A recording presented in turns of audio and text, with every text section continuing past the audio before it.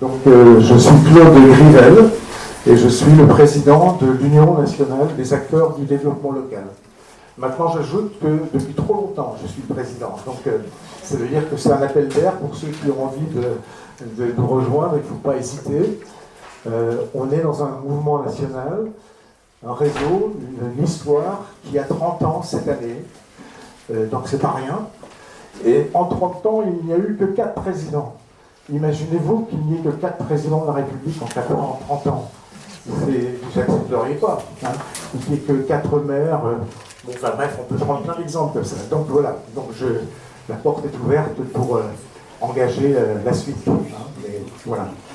Alors moi, ce que je voulais vous dire, quand même, pour rentrer dans le sujet d'aujourd'hui, et je salue tous ceux que je n'ai pas pu saluer directement, évidemment, je voulais vous rappeler que l'année dernière, nous étions le 13 octobre 2021, même jour qu'aujourd'hui, et nous ouvrions nos journées nationales à Nancy et à Vannes-le-Châtel, en Meurthe-et-Moselle, autour des questions de la culture et de toutes ses composantes, parce que la culture nous paraissait devoir inspirer les journées du développement local et les projets des territoires.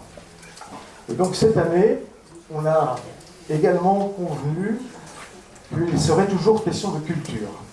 Mais cette fois-ci, plus largement, la culture du développement local, celle que nous avons en partage avec les faiseurs, les acteurs de terrain, les élus, les professionnels, les fonctionnaires, les contractuels, les militants bénévoles ou professionnels du secteur associatif, de l'écologie ou de l'économie sociale et solidaire, celles et ceux qui cultivent bien autre chose que leurs égaux et qui partagent le peu qu'ils ont parce que cela a du sens et crée du lien. Bienvenue.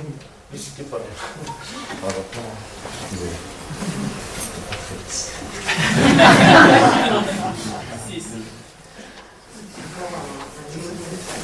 Voilà, donc ceux qui se battent, non pas pour prendre le pouvoir ou pour leur pouvoir d'achat, mais pour le pouvoir d'agir de tous les citoyens et de tous les territoires, ceux qui agissent sans subir et tous les matins remettent l'ouvrage sur le métier, ceux qui les écoutent, observent leurs initiatives, leur créativité, leur capacité résiliente et leur maturité coopérative dans un monde d'images et de communication percuté par un état de crise permanent, générateur d'anxiété et de peur attisé par les chaleurs de l'été, des guerres qui se rapprochent et le calcul de certaines forces politiques qui ont besoin de lendemain qui déchantent pour tourner la page d'une démocratie bien fragile.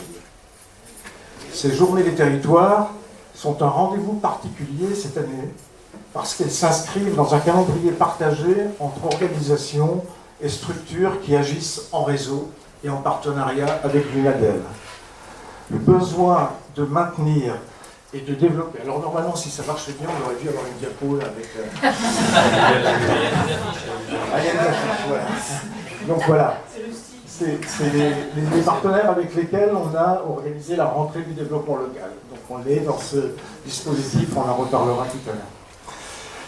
Voilà, donc... il ne faut pas que je loupe le fil. Hein. Alors, le besoin de maintenir et de développer les liens entre tous ceux qui ont les mains dans la glace, dans les territoires locaux, nous a motivés à proposer, depuis quelques années, les jeudis du confinement, puis du développement local, et les journées, les rencontres. L'année dernière, c'est la semaine du développement local, et cette année, on a décidé d'aller un peu plus loin.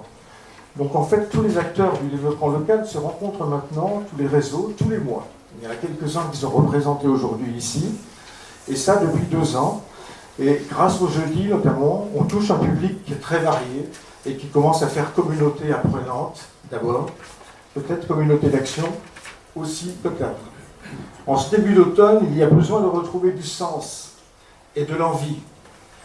Il y a eu la coupure de l'été, il y a l'état du monde, il y a l'Ukraine, il y a l'Afrique, la RDC, le Mali, le Burkina, l'Asie, le Pakistan, la Birmanie, le Laos, et partout, toujours, le climat brûlant, bien aidé par l'économie néolibérale et productiviste pour réchauffer toujours plus et plus vite la planète, les incendies, le manque d'eau et les inondations.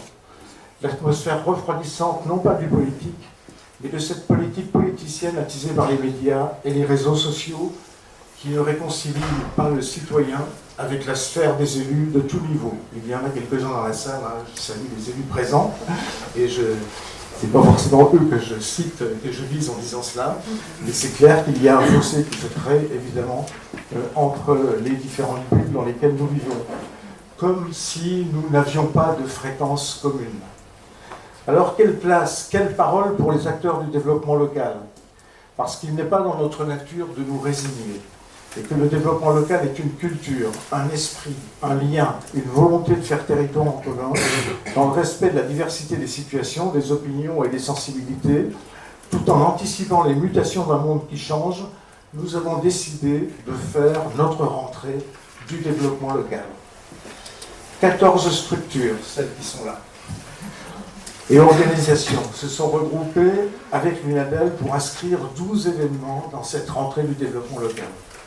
Merci à elle, merci à chacune de ces structures, merci aux locaux que je vois au fond de la salle, merci aux différents réseaux de l'URDSU et d'autres, au réseau des territoires à énergie positive qui se réunissait la semaine dernière, l'Association nationale des pôles et des pays, etc. Je ne vais pas tous les citer parce que voilà, mais vous pourrez regarder, toute la liste est là. Donc merci à elle d'avoir joué le jeu et d'avoir accepté de s'inscrire dans une actualité partagée avec le même logo et la touche poétique et décalée de Otimani, qu'on entendra j'espère tout à l'heure, si ça marche, pour accompagner chacun de ces événements. Pour autant, il nous faut construire le développement local de demain, en s'appuyant sur nos savoir-faire, tout en les réinterrogeant lucidement. Nous avons chargé Yves-Marie, bienvenue. On vient du Nord, le pays de la Thiérache.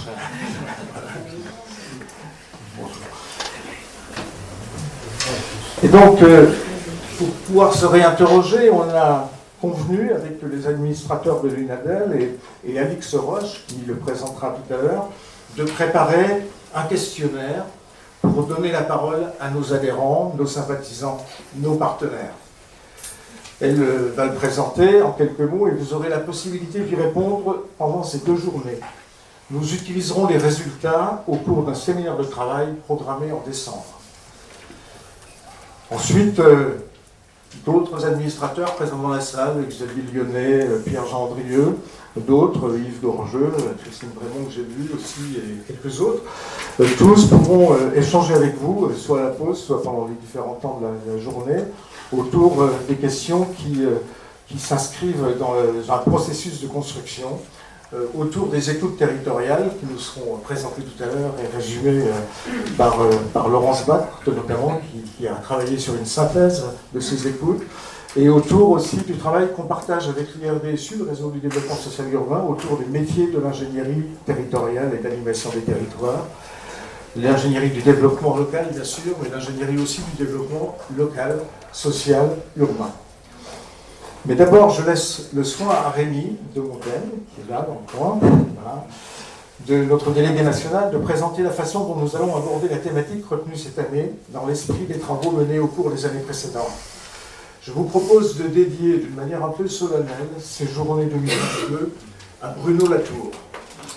Il était venu il y a 3 ans ici, dans cette halle Pajol, pour nous inviter à atterrir dans les territoires en se posant la question suivante. De quoi pouvons-nous nous passer? Et à quoi tenons-nous collectivement et qui nous est vraiment indispensable pour faire société? C'est dans cet esprit, dans le prolongement de la pensée de Bruno Latour, et parce que les défis à relever sont tels que nous sommes amenés à initier, conduire et mettre en commun les processus de transition démocratique et culturelle, écologique et économique, en faisant rimer sobriété, altérité, humilité et fraternité.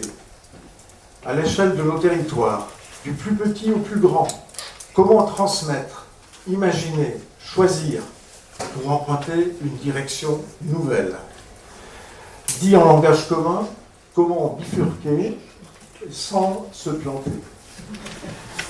Comment garder le temps long nécessaire pour s'écouter, prendre le temps de la maturité coopérative pour construire des compromis acceptables tout en changeant radicalement de paradigme?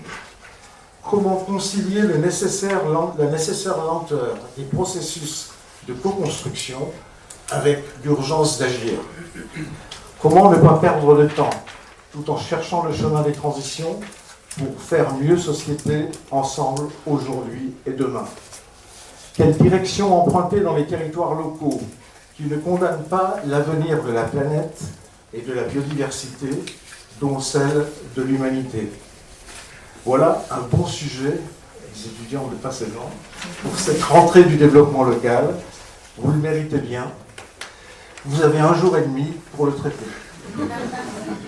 C'est le moment de remercier, bien sûr, les financeurs de notre réseau. Et Anne Beauchesne est là, de la NCT, de l'Agence nationale de la cohésion des territoires, et je la remercie, et ses collègues aussi, et les cabinets ministériels qui nous ont fait diligence pour nous confirmer hier le financement de notre journée et de nos travaux de l'année. Donc, sinon, j'aurais été obligé de vous renvoyer, mais bon, voilà. Là, voilà. On peut faire notre rentrée. Merci à l'État.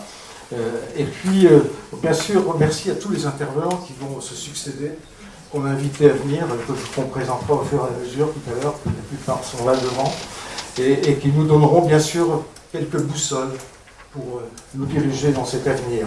On compte sur eux, mais on compte aussi sur vous tous, et puis tous ceux qui n'ont pas pu venir nous rejoindre aujourd'hui pour des tas de raisons, personnelles ou autres, pour ceux qui sont malades, pour ceux qui ont d'autres activités, pour tous ceux qui sont au congrès des régions, des départements de France ou à la fédération des agences d'urbanisme, etc. Il y a beaucoup d'événements en même temps, un peu partout en France, et donc c'est évidemment des gens avec qui nous travaillons régulièrement.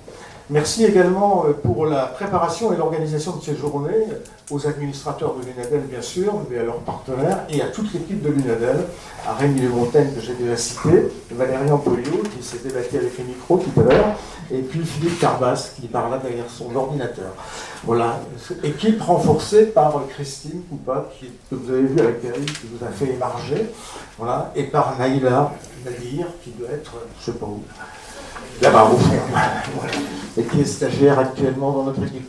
Merci à tous, bon après-midi, bons travaux, et à très bientôt, bien sûr, pour la suite des événements.